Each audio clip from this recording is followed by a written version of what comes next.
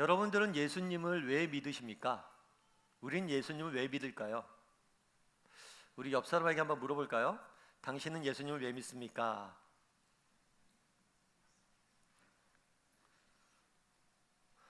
아마 우리가 예수님을 믿는 다양한 이유들이 있을 것 같습니다. 사실 설교 제목을 나는 예수님을 왜 믿을까 이렇게 정해놓고 고민이 많았습니다. 사실 우리가 예수님을 믿을 이유에 대해서 말로 글로 쓰자면 한도 끝도 없을 것 같습니다. 그만큼 예수님은 풍요로운 분이시기 때문입니다. 그럼에도 불구하고 가끔은 우리의 믿음의 원천이 무엇인지, 또 우리가 왜 믿는지, 또 누굴 믿는지, 그리고 우리가 믿는 예수님은 어떤 분이신지 조금 한번 돌아보는 필요가 있는 것 같아요.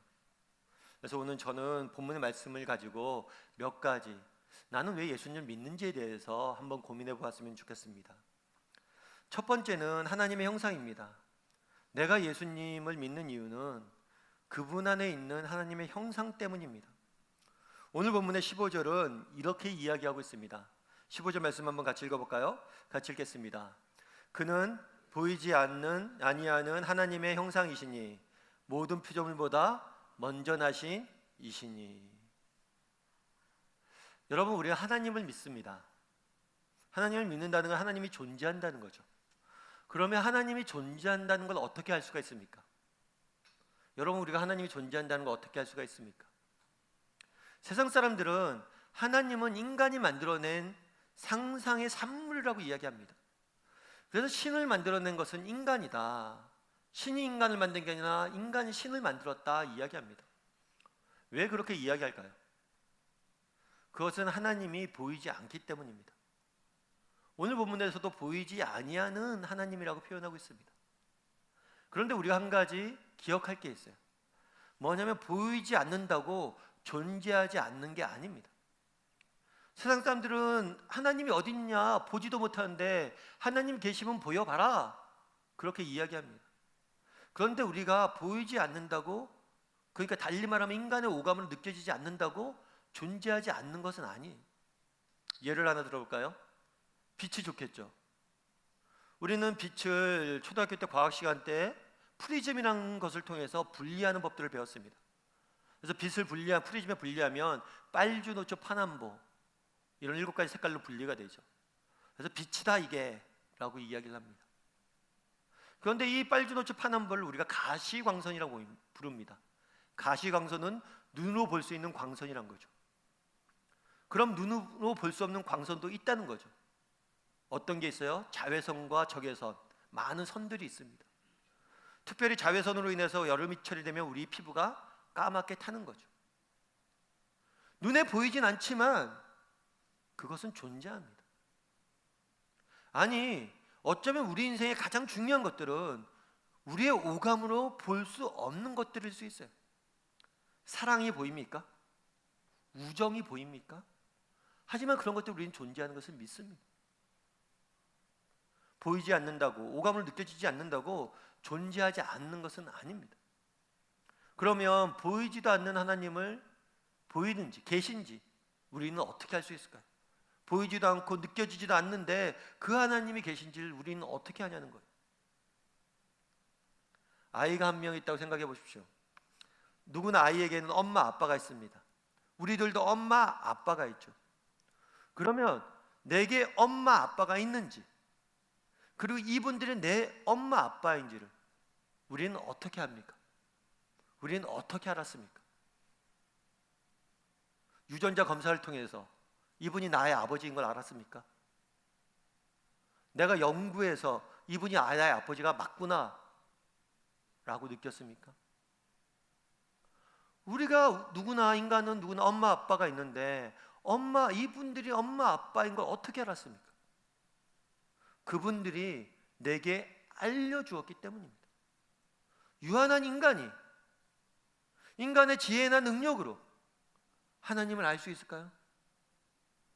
스스로의 힘으로 하나님을 알 수 없습니다. 하나님이 우리에게 알려주지 아니하신다면 결코 알 수가 없어요. 이걸 신학적으로 계시라고 합니다. 여러분 정글북이라는 소설과 영화를 알 거예요. 만화 영화라도 우리 어렸을 때 많이 봤는데, 이 정글북이라는 소설은 인도를 배경으로 해서 소설가가 쓴 소설이에요. 그래서 인도 어느 밀림에 아이가 버려져서 이 아이가 늑대 사이에 자랍니다. 나중에 자라서 늑대 사회와 동물 세계와 인간 세계 사이에 갈등을 소설화한 거예요. 그런데 실제로 이 소설이 쓰여진 다음에 20년 후에 인도 소설의 배경이 되었던 밀림에서 실제로 똑같은 일이 있어왔어요. 여자아이 2명이 버려졌고 늑대들에 의해서 키워졌어요. 그걸 나중에 인간들이 발견합니다. 그래서 그 아이들을 데려왔어요. 데려왔는데 늑대와 똑같이 사는 거예요. 그래서 인간 사회에 인간으로서 삶을 가리키기 위해서 노력을 했어요. 그런데 한 아이는 1년 만에 죽었고 다른 아이는 9년 만에 죽었어요. 이 아이들이 9년 동안 배운 것은 50개 단어와 포크 사용법밖에 배우지 못했어요. 인간이란 존재는 내가 인간인지조차도 누군가 알려주지 않는다면 알 수가 없는 존재입니다. 그런데 이 유한한 인간이, 내가 인간인 것조차도 누가 알려주지 않으면 모르는 인간이 스스로의 지혜와 능력으로 판단으로 하나님이 존재하신 걸 알 수 있을까요? 알 수 없어요. 어떻게 해야만 알 수 있습니까? 하나님이 알려주셔야지만 알 수 있는 겁니다. 그래서 하나님께서는 예수님을 이 땅에 보내신 거예요. 예수님이 실존 인물입니까? 실제로 존재했던 인물입니까? 제가 지금 어려운 거 묻는 거죠. 실제로 존재했던 인물이에요. 우리가 초등학교 때 예수를 안 믿는 사람들도 4대 성인 하면 그 중에 하나가 예수님을 포함합니다. 그리고 올해 몇 년도에 살고 있어요? 우리가 2017년도에 살고 있습니다. 언제부터 2017년도가 시간이 시작되었어요? 예수님이 오신 다음에 2017년이 지났다는 거예요. 4대 성인으로 한 명을 있고 인류의 시간의 분기점으로 예수님을 삼고 있습니다. 인류 역사에 예수님처럼 큰 영향력을 미친 사람은 없어요. 실제로 존재했던 인물입니다. 그런데 문제는, 예수님의 문제는 뭐냐면 예수님이 스스로를 하나님이라고 말씀하시는 거예요. 정말 존경할 만한 4대 성인이고 너무나 뛰어난 인물이고 인류 역사에 큰 영향을 미친 사람인데 그분이 뭐라고 얘기하는 거예요? 자기가 하나님이에요. 이 이야기를 우리가 어떻게 받아들여야 하는 거예요? 그분이 거짓말을 하는 걸까요? 그분이 미친 걸까요? 만약에 그분이 거짓말을 한 거고 미친 거라면 인류라는 집단은 뭐 하는 집단입니까?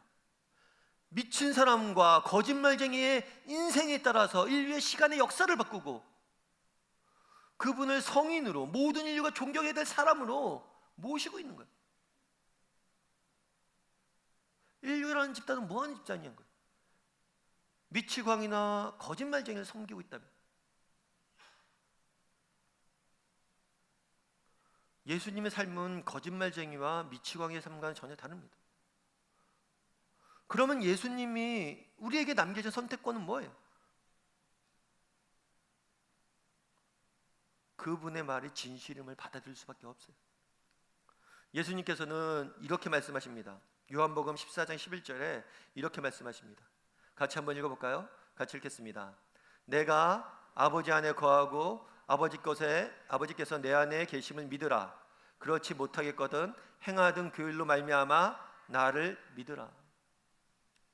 내가 하나님이다. 하나님이 내 안에 거하고 내가 하나님 안에 거한다. 내가 하나님이고 하나님이 내 안에 있다. 그걸 믿으라고 말씀하십니다. 못 믿겠던 거든 내가 행하는 일로 보고 믿으라는 거예요. 예수님께서 이 땅에 오셔서 병든 자를 고치셨습니다. 보리떡 5개와 물고기 2마리로 5,000명을 먹이셨습니다. 풍랑아 잠잠해라 하니까 풍랑이 잠잠해졌습니다. 죽은 자를 살리셨습니다. 그리고 스스로 죽었다가 살아나셨습니다. 도저히 인간이라면 할 수 없는 일을 그분은 행하셨습니다. 그분을 따르던 사람들이 있었습니다. 저는 개인적으로 옥하는 목사님을 굉장히 존경합니다. 너무나 좋아하고 하지만 옥 목사님이 하나님이라고 생각하지 않습니다. 그분도 그냥 인간이에요. 그 당시에 예수님을 보았던 사람이 무엇이라고 고백합니까? 하나님이라고 고백합니다. 왜요? 그분이 행하는 일들을 보았기 때문에. 하나님이 아니시라면 할 수 없는 일을 행하셨기 때문입니다. 하나님이 살아계신지, 하나님이 존재하는지, 보이지 않는 하나님이 계신지 어떻게 알 수 있습니까? 그는 보이지 아니하는 하나님의 형상이니 예수 그리스도를 통해서 우리는 그분이 하나님이 존재하고 하나님이 살아계심을 알 수 있는 겁니다. 나는 왜 예수님을 믿는가? 예수님을 통해서 보이지 않는 하나님을 보기 때문입니다. 예수님을 통해서 보이지 않는 하나님이 계심을 느낄 수 있고 알 수 있고 볼 수 있고 만질 수 있고 누릴 수 있기 때문입니다. 바라기는 우리 다음의 식구들이 정말 예수님을 보았으면 좋겠습니다. 예수님을 알았으면 좋겠습니다. 그분에 대해서 배웠으면 좋겠습니다. 진짜 하나님이 계시다면, 실제로 존재하신다면 무시하고 살 수는 없잖아요. 하루를 살면서 일주일 살면서 그분과 무관하게 살 수는 없잖아요. 바라기는 예수님을 통해서 하나님에 대해서 배우고 하나님을 알아가고 정말 하나님을 만날 줄 아는 저와 여러분이 되기를 주님의 이름으로 소원합니다. 두 번째로, 나는 왜 예수님을 믿는가? 예수님 안에 담겨져 있는 하나님의 사랑 때문입니다. 오늘 본문의 14절은 이렇게 되어 있습니다. 14절 한번 같이 읽어볼까요? 같이 읽겠습니다. 시작. 그 아들 안에서 우리가 속량 곧 죄사함을 얻었도다. 제자들이 물었습니다. 예수님, 당신이 이 땅에 오신 이유는 무엇입니까? 그러자 예수님이 그런 얘기를 했어요. 나는 너희를 구원하려고 왔다. 예수님이 구원하시는 구원은 다른 말로 이야기하면 그런 겁니다. 하나님 안에 있는, 하나님이 주시는 참된 생명과 참된 기쁨과 영원한 생명을 너희에게 주기 위해서 왔다는 거예요. 우리를 하나님 나라로 데려가서 하나님 나라에서 영원히 살도록 만들기 위해서 오셨다는 거예요. 그런데 문제가 있어요. 그것은 뭐냐면 죄의 문제입니다. 우리에게 구원을 베푸기 위해서, 우리를 영원한 하나님 나라로 데려가기 위해서 해결해야 될 문제가 있어요. 그건 죄의 문제. 요즘 AI에 대한 이야기들이 많습니다.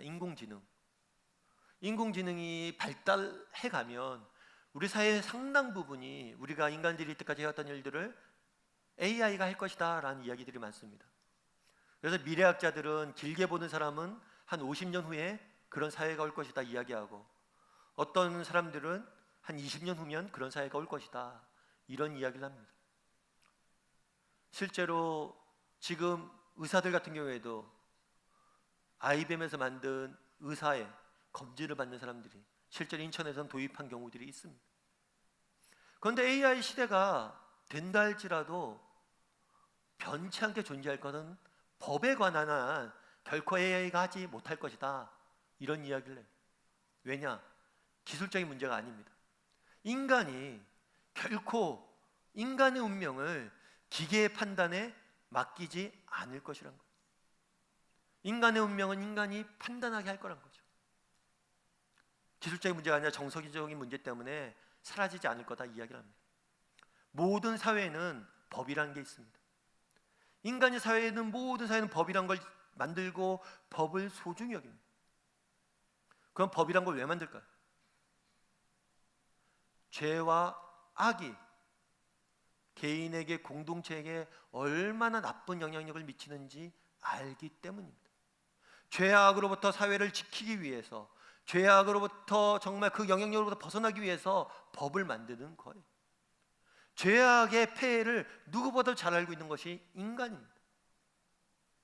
언젠가 하나님이 만드실 영원한 하나님 나라, 하나님 우리에게 주시겠다 약속했던 영원한 하나님 나라, 그 나라는 더 이상 죄와 악이 없는 완벽한 사회가 될 겁니다. 문제는 그 나라에 들어가야 될 인간인 우리가 죄인이란 거예요. 하나님 그냥 들여보내주면 안 됩니까? 요즘 우리 사회에서 가장 많은 불만들이 그런 게 있죠. 법을 만든 사람들이 법을 더 잘 어긴다. 유전무죄, 무전유죄. 돈 있는 사람은 죄가 없고 가진 사람은 죄가 없고 못 가진 사람은 죄가 있다. 만약에 하나님께서 이 모든 법을 만드셨는데 하나님 마음대로 몇몇 사람들만 그냥 용서해줘서 들여보낸다면 하나님의 공의, 하나님의 공정하심이 다 무너지는 거예요. 이 완벽한 하나님 나라에 인간이 들어가기 위해서 해결해야 될 문제가 있습니다. 그건 죄의 문제. 그럼 이 죄의 문제를 어떻게 하나님께서 해결하셨냐? 오늘 본문에 이렇게 되어 있죠. 우리가 속량 곧 죄사함을 받았다. 죄사함이라고 표현하지 않고 속량이라고 표현합니다. 속량은 상업적 용어예요. 어떤 용어냐면 몸값을 지불하고 사오는 거예요. 우리의 대가를 대신 지불하고 우리를 사오는 거예요. 법적 용어로 하면 뭐냐? 우리를 대신해서 형벌을 받고 우리를 사오는 거예요. 법정의 최고형은 사형입니다. 죽은 사람은 더 벌할 수 없어요. 그래서 마지막에 사형을 하는 거예요. 죄인인 우리를 위해서 예수 그리스도께서 법정 최고형인 죽음으로 모든 죄값을 치른 거예요. 그래서 우리의 어떤 죄도 사함받게 만든 거예요. 이미 사형 집행이 끝난 거예요. 더 이상 우리에게 죄를 물을 수 없게 만드신 거예요. 이것을 좀 다른 표현을 하면 자리바꿈이에요. 예수 그리스도께서 죄인이 서야 될 죽음의 자리에 대신 서시고 우리를 예수님이 있는 의인의 자리로 옮긴 것이죠. 그래서 존 스토드 목사님은 자리바꿈에 대해서 이렇게 이야기합니다. 대속, 자리바꿈. 자리바꿈의 개념은 죄와 구원 모두의 핵심에 있다고 말할 수 있다. 죄의 본질은 인간이 스스로 하나님을 대신하신 것인 반면에 구원의 본질은 하나님이 인간을 대신하는 것이기 때문이다. 인간은 하나님을 대적하여 자기를 주장하고 하나님께만 합당한 곳에 자기를 둔다. 하나님 인간을 위해 자신을 희생하시고 인간에게 합당한 곳에 자신을 두신다. 인간은 오직 하나님께만 속한 특권을 주장한다. 하지만 하나님은 인간에게만 속한 형벌을 받아들인다.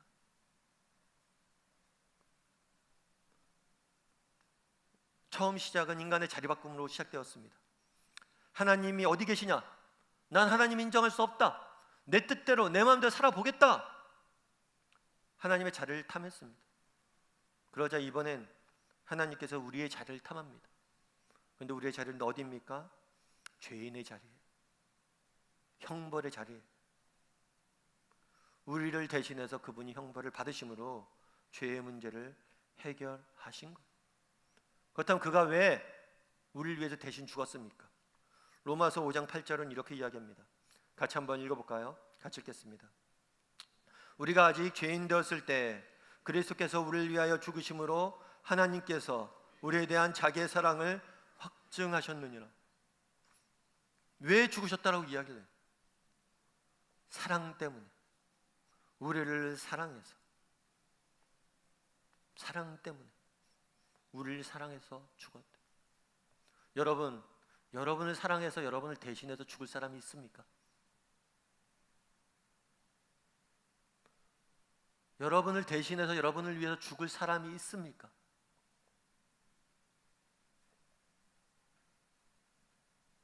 아마 어머니들은 그렇게 할 수 있는 것 같아요. 엄마, 아빠는 그렇게 할 수 있는 것 같아요. 아르메니아라는 지역이 있습니다. 이 지역이 구소련 지역인데 이 지역에 지진이 한 번 난 적이 있어요. 그 당시 지진으로서 5만 5천 명이 사망을 했어요. 큰 지진이었죠. 그 지진 현장에 있었던 일화입니다. 실제 일어났던 일이에요. 9층 아파트 건물이 붕괴가 됐어요. 그런데 그 안에 어머니와 딸이 같이 있었어요. 그런데 14일 만에 발견이 구조가 됩니다. 14일 동안 갇혀 있었던 거죠. 근데 발견을 구조를 했는데 엄마의 손이 피범벅이 돼 있는 거예요. 왜 그랬을까? 1시간, 2시간, 하루 이틀, 시간이 지납니다. 아이의 기력이 점점 없어집니다. 아이가 쓰러져 이제 죽을 것 같습니다. 그때 엄마가 어디서 본 이야기가 생각이 나서 자신의 손을 잘라요. 그리고 피를 먹입니다. 그래서 아이가 피를 먹고 생명을 연명을 해요. 그래서 두 모녀가 살아납니다. 나를 위해서 죽을 수 있는 사람, 우리의 부모라며 우리의 사랑하는 사람들을 위해서 우리가 목숨을 내놓을 수도 있습니다. 그런데 오늘 본문에 뭐라고 이야기합니까? 아직 죄인 되었을 때. 가끔 길 지나가다 보면 그런 경우들이 있을 수 있죠. 예전에 살던 집에 집 근처에서 길을 지나갔는데 이제 중학생쯤 되는 아이들인 것 같아요. 그래서 이렇게 모여서 막 담배 피고 있고 그러더라고요. 그래서 가서 뭐라고 그랬습니다. 동네에서 이러면 안 된다고. 그리고 나중에 이제 친구한테 그 얘기를 했더니 승원아, 용감도 하다 너. 그 순간 그런 생각이 들었어요. 아, 이거 하면 안 되는 걸 수도 있겠구나. 사실 우리가 무관한 사람이 담배 피우고 있으면 어떡합니까? 지나가죠. 괜히 한마디 건넸다가 불상사로 당하면 어떡합니까? 그런데 나와 무관한 사람을 위해서 죽는다고요? 아니, 나의 원수였고 내 죄를 탐했고 나를 부정하고 나를 욕하는 사람들을 위해서 죽는다고요?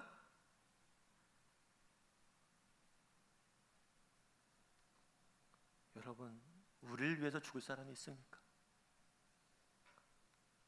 여러분, 레미제라블이라는 뮤지컬과 영화를 잘 알 거예요. 이것은 빅토르 위고라는 작가의 원작 소설을 영화로도 만들고 뮤지컬로도 만들었어요. 근데 이 뮤지컬은 여러 가지 노래가 나오는데 뮤지컬의 상당 부분은 기도입니다. 기도예요, 기도, 노래가. 그리고 이 뮤지컬은 굉장히 기독교적 배경으로 많이 쓰여졌어요. 장발장이 나오죠. 여러분들 알던 것처럼 장발장은 조카를 위해서 빵 한 조각을 훔칩니다. 십몇 년을 감옥에 살아요. 억울하죠. 억울해. 장발장은 늘 생각이 있었어. 억울하다. 나는 정말 죄인이 아니고 나는 정말 너무 사소했는데 너무나 큰 벌을 받았다. 억울합니다. 가석방이 돼요. 자베르가 이야기합니다. 너는 또 배고플 것이고 너는 또 훔칠 것이다. 장발장이 얘기합니다. 아니요, 나는 죄인이 아닙니다. 법의 노예였을 뿐 난 더 이상 죄인이 아닙니다. 그런데 그가 나와서 무엇을 합니까? 금촛대를 훔칩니다. 누구의 금촛대를 훔칩니까? 자신에게 따뜻한 잠자리를 제공했고 자신에게 따뜻한 먹을 걸 줬던 사람의 금촛대를 훔칩니다. 인간의 본질에 대해서 너무나 잘 그리고 있어요. 사람들은 죄인이라고 그러면 내가 무슨 죄인이냐? 아니다, 난 억울하다. 하지만 우리는 언젠가 우리에게 선을 베푸셨던, 우리에게 너무나 귀한 것들 주셨던 하나님의 금촛대를 훔쳤던 사람들이에요.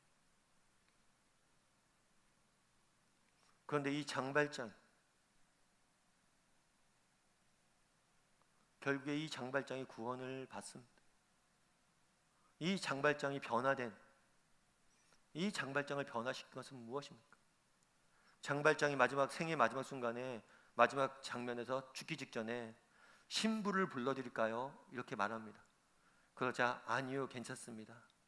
저는 저 금촛대에서 나온 빛이 저를 과거에 구원했습니다. 그 금촛대에 나온 빛은 무엇입니까? 내가 이 사람 것을 훔쳤지만 그럼에도 불구하고 그가 왜 금잔도 가져가지 않았습니까? 그 사람의 사랑. 이 뮤지컬의 제목은 레미제라블, 불쌍한 사람들이란 뜻이에요. 누가 불쌍하냐는 거예요. 도대체 불쌍한 사람들은 누구냐는 거예요. 이 사랑을 모르는 사람들이 불쌍하다는 거예요. 그래서 자베르도 불쌍하고 모두가 불쌍한 존재들이에요. 여러분, 우리는 왜 예수님을 믿습니까? 세상의 왕들은 칼과 창과 총을 들고 우리에게 다가옵니다. 그런데 우리 하나님께서는 십자가와 사랑을 가지고 우리를 설득합니다. 내가 왜 예수님을 믿습니까? 예수님 안에 담겨진 사랑 때문입니다. 그 안에 담겨진 사랑이 날 설득하기 때문입니다. 원수 되었던 우리를 위해서 십자가에 달리신 그 예수님의 사랑이, 죄인 되었던 우리를 위해서 자기 아들도 아끼지 않고 십자가에 내어주신 그분의 사랑이 나를 초대하고 있기 때문입니다. 그분의 사랑을 알기 때문입니다. 바라기는 우리 다음 식구들이 정말 하나님이 우리를 얼마나 사랑하신지 알았으면 좋겠습니다. 정말 날 위해서 죽기까지도 마다하지 않는 분이 계셨다는 것을 잊지 않기를 바랍니다. 그랬을 때 그 사랑이 우리의 삶을 인도할 거고, 그 사랑이 우리를 변화시킬 것입니다. 그 사랑을 몰라서 불쌍한 삶을 살지 않는 저와 여러분이 되기를 주님의 이름으로 소원합니다. 마지막으로 나는 왜 예수님을 믿는가? 세 번째는 하나님의 소망 때문입니다. 예수님 안에 담겨져 있는 하나님의 소망 때문입니다. 13절 말씀을 같이 한번 읽어봤으면 좋겠습니다. 같이 13절 말씀을 읽겠습니다. 그가 우리를 흑암에서 건져내사 그의 사랑의 아들의 나라로 옮기셨으니. 예수님께서 이 땅에 오신 이유는 무엇입니까? 우리를 구원하시기 위해서 오셨다라고 이야기를 하셨습니다. 그런데 이 구원의 개념은 두 가지를 포함하고 있습니다. 그것은 뭐냐면, 첫 번째는 무엇으로부터의 자유, 무엇으로부터의 구원입니다. 죄와 고통과 악과 아픔으로부터의 자유. 그런데 구원의 완성은 무엇으로부터의 자유가 아니라 무엇을 향한 자유냐는 거예요. 무엇을 향한 구원이냐는 거예요. 아까 레미제라블 이야기를 들었는데 왜 장발장은 다시 촛대를 훔칩니까? 돌아갈 곳이 없기 때문입니다. 감옥에서 출소하는 것만으로 문제가 해결되지 않습니다. 왜 많은 사람들이 감옥에서 고생을 하다가 사회에 나가서 똑같은 죄를 범하고 또다시 들어갑니까? 똑같은 환경으로 돌아가기 때문입니다. 예수님의 죄 사하심은 단순히 우리의 죄를 사하는 것에서 끝나지 않습니다. 새로운 곳으로 우리를 안내하는 것까지 되어져야지 완성되는 거예요. 오늘 본문은 뭐라고 이야기합니까? 흑암의 권세에서 건져내사 흑암의 권세로부터 우리를 자유케 하셔서 어디로 옮기셨다고요? 아들의 나라로 옮기셔서 우리를 뭘 하신 거예요? 아들의 자리에 둔 겁니다. 예수님이 죄인된 우리의 자리에 서시고 우리를 대신해서 예수님이 자리 서셨던 하나님의 아들이라는 그 권세 위에 우리를 두신 거예요. 우리가 하나님의 아들이 된 겁니다. 이것이 얼마나 복된 일인지 알아야 됩니다. 에베소서 1장 5절은 이렇게 이야기합니다. 우리 에베소서 1장 5절 한번 같이 읽어볼까요? 같이 읽겠습니다. 그 기쁘신 뜻대로 우리를 예정하사 예수 그리스도로 말미암아 자기의 아들들이 되게 하셨으니. 우리를 아들로 삼으셨어요. 예수님은 우리를 위해서 죽으셨을 뿐만 아니라 우리를 하나님께서는 그 아들을 우리를 위해서 내어주셨을 뿐만 아니라 우리를 자신의 아들로 삼으셨어요. 그런데 이 아들들이라는 표현이 되게 재밌어요. 이 아들들이 되게 하셨다는 표현은 양자 삼았다는 표현입니다. 양자. 그러니까 내 아들이 아닌데 내 아들로 삼았다는 거죠. 그런데 우리는 양자 삼는다 그러면 요즘은 입양 제도도 있고 그러다 보니까 입양을 할 때 보통 어떤 아이들을 하죠? 아기들을 합니다.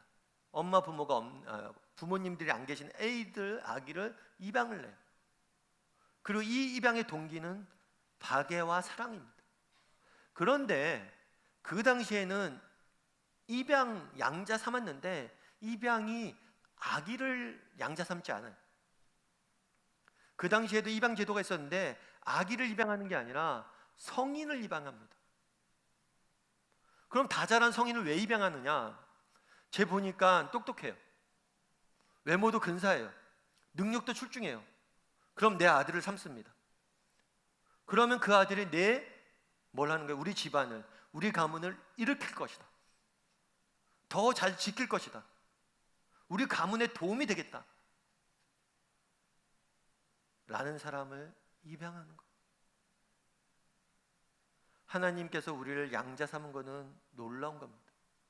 그 당시에 전혀 없었던 사랑의 동기로 우리를 양자 삼았기 때문입니다. 그런데 저는 바울이 이 편지를 쓰면서 왜 그 당시 성인을 양자 삼는 그 단어를 그대로 썼을까요? 마찬가지란 거예요. 뭐가 마찬가지입니까? 하나님께서 우리를 자신의 아들로 삼은 이유가 있다는 거예요. 그 동기는 사랑이지만 하나님께는 기대가 있다는 거예요. 어떤 기대가 있어요? 우리를 아들 삼아서, 얘가 지금 보잘것없고 정말 지금은 볼품없이 보일지 모르지만 얘가 분명히 우리 가문을 일으킬 것이고 우리 가문의 놀라운 역사들을 할 것이고 우리의 나라를 든든히 세워갈 것이다. 예수님께서 왜 우리를 위해서 죽으셨습니까? 우리를 사랑하셔서 죽으셨습니다. 왜 우리를 죽었습니까? 우리에게 기대가 있기 때문입니다. 내 목숨을 버릴 만큼 너희가 가치가 있고 너희에게 내가 거는 기대가 있다는 것. 여러분, 세상에서 여러분들을 위해 죽을 사람이 있습니까? 세상에서 여러분들을 위해 대신 죽고 네가 살아야겠다. 왜냐하면 네가 나보다는 훨씬 더 멋진 삶을 살 수 있을 것이고 네가 나보다는 이 세상에 더 긍정적인 영향력 미칠 것이고 네가 나보다는 네가 사는 게 나을 것이기 때문에 내가 널 위해 죽는다. 그렇게 여러분들 믿어주고 여러분들을 응원하고 여러분들을 위해서 희생할 사람이 있습니까? 그날의 예수님은 그렇게 하셨습니다. 나는 왜 예수님을 믿습니까? 나에 대한 기대, 나에 대한 소망을 보기 때문입니다. 최근에 제가 강의 하나를 들었어요. 이분이 예수님을 믿는지 안 믿는지 잘 모르겠어요. 박상미 씨라고 더 공감 마음학교 대표라는 분이세요. 이분은 주로 청소년들 사역을 많이 해요. 청소년들 상담 사역. 근데 청소년들이 얘기를 하는데 처음에는 얘기를 잘 안 듣더래요. 도대체 저 아줌마는 무슨 얘기하나 이런 눈으로 맨날 보고 있더래요. 그러다 한 번은 어떡할까 고민을 하다가 자기 이야기를 좀 하기로 했대요. 그래서 청소년들 애들이 있는데 그런 얘기를 했대요. 야, 너희 중에서 고등학교 재수한 애 있어?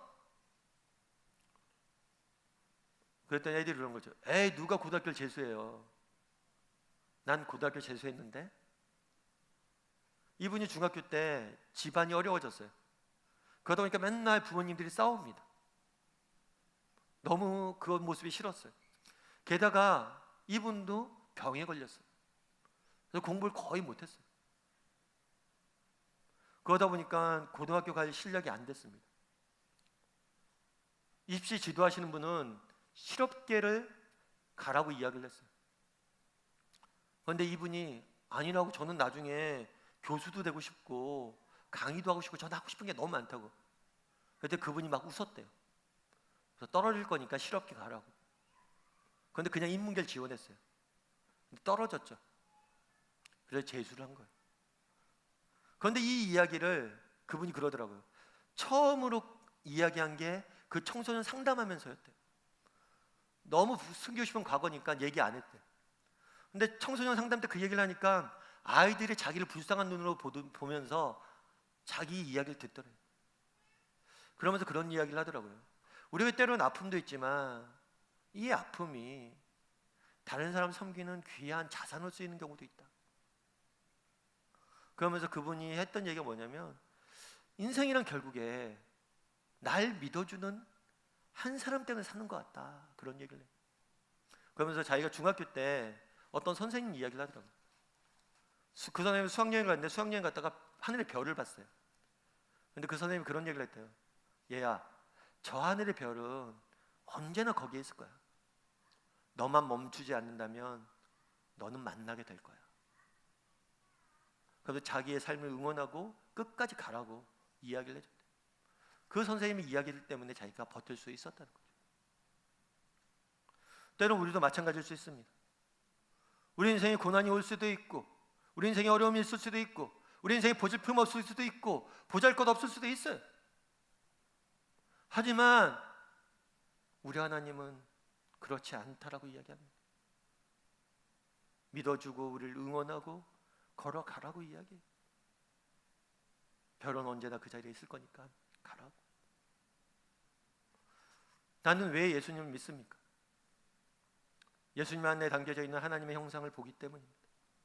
나는 왜 예수님을 믿습니까? 예수님의 안에 담겨져 있는 하나님의 사랑이 날 설득하기 때문입니다. 나는 왜 예수님을 믿습니까?